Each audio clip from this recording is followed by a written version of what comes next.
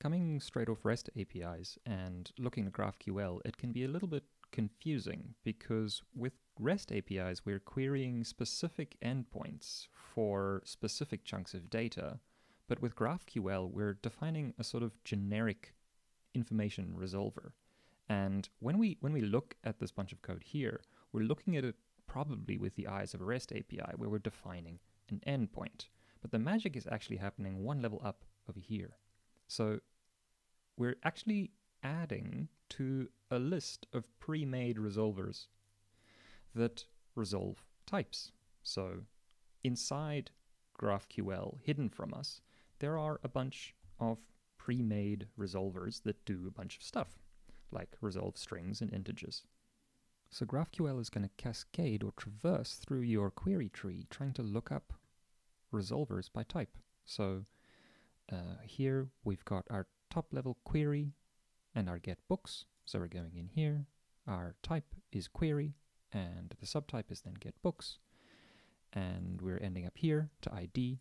So ID is an integer, and we've got a pre-made resolver in there that's hidden from us, where we look up the integer to build the response.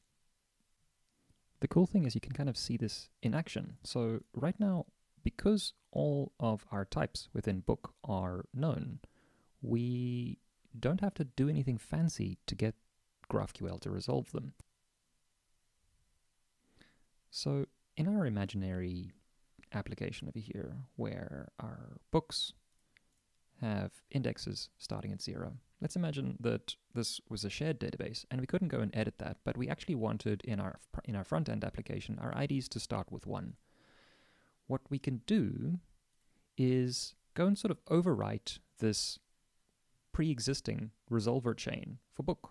So here where GraphQL would look up the resolvers by itself, we can go and add a new custom resolver on top of book and say, when you're trying to resolve the book type, when you hit the ID, don't go and use integer, rather do this instead.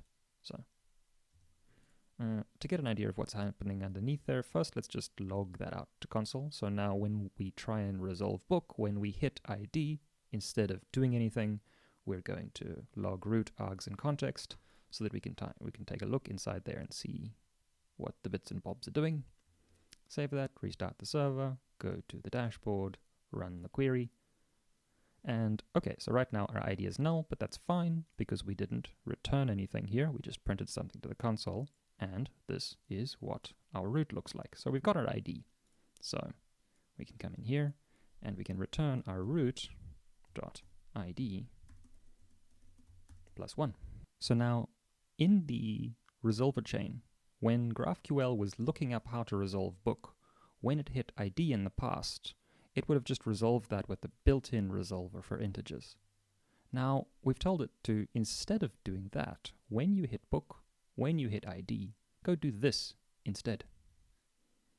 And if we go over here and run that, we can see we queried it with a book ID of 0, and we got back a processed ID of 1. This, of course, makes a lot more sense with lookups for complex data. So right now our publisher is a string, and if we wanted to add more complex data to our publisher, like their location, we could go and create a new custom type called publisher.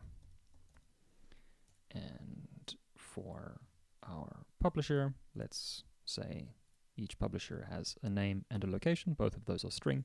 So right now, it would not work. If we run this, we will not be able to cascade through there because it's saying, hey, I've hit publisher and I don't really know what that is. So no thanks. So we need to go and tell it how to resolve publisher on book. So when you're cascading through book and you hit publisher, do something new.